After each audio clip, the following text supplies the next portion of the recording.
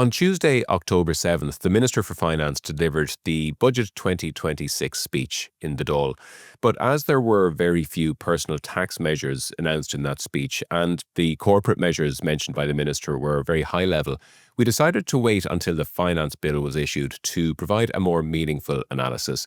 And joining me to do just that is Graham Attley, who's Director of the Ireland-Canada Business Association and also International Tax Director with PwC. Graham, you're very welcome.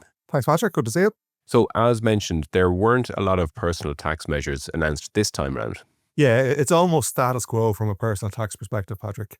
There was a small increase to the 2% USC band, which is in line with the increase in minimum wage. That ensures that nobody on the minimum wage should pay more than 2% USC, but otherwise it's no change at all. Some people are saying it's a stealth tax increase because the bands and credits have not increased in line with inflation.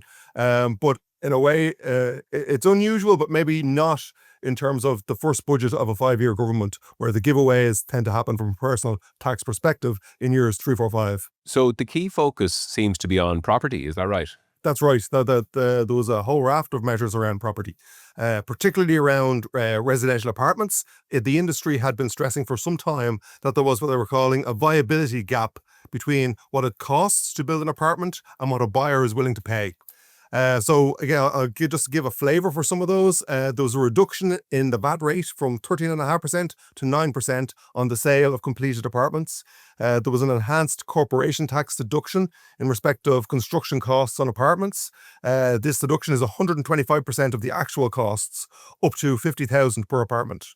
There's a new exemption for corporation tax in respect of rental income arising from properties in the cost rental scheme.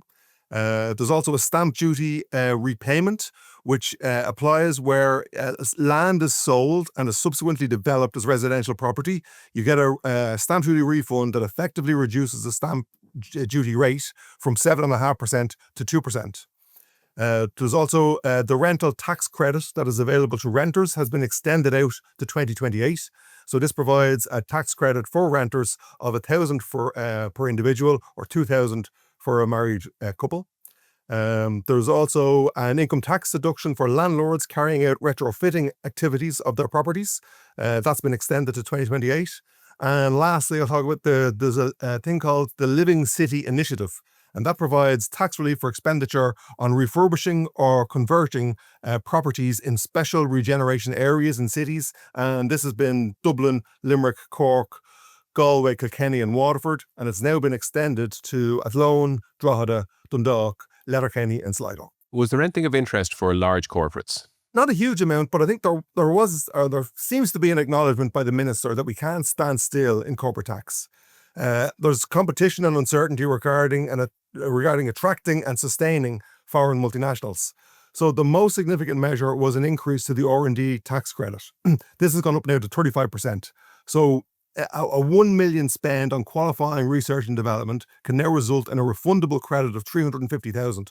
And together with the regular tax deduction of 12.5%, it's now getting close to 50% of qualifying R&D costs being covered by tax relief. The Minister also announced that there will be a new document published called the R&D Compass, and that's going to outline future reforms and a roadmap for innovation support. So that's going to be critical to see how things develop in the future.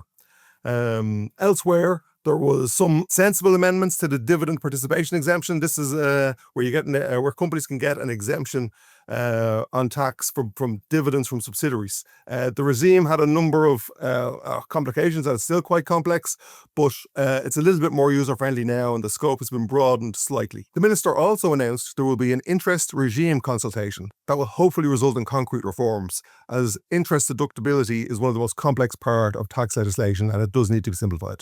Finally, was there anything else that caught your eye in the finance bill that the Minister didn't mention on the day? Yeah, there was a few things. There wasn't a whole heap for small and medium enterprises. The R&D tax credit I just mentioned, that applies to all size companies. It's used much more by large companies than small companies, but small companies can avail of that, and hopefully, again, there'll be more simplifications to that to make it more viable for small companies to do.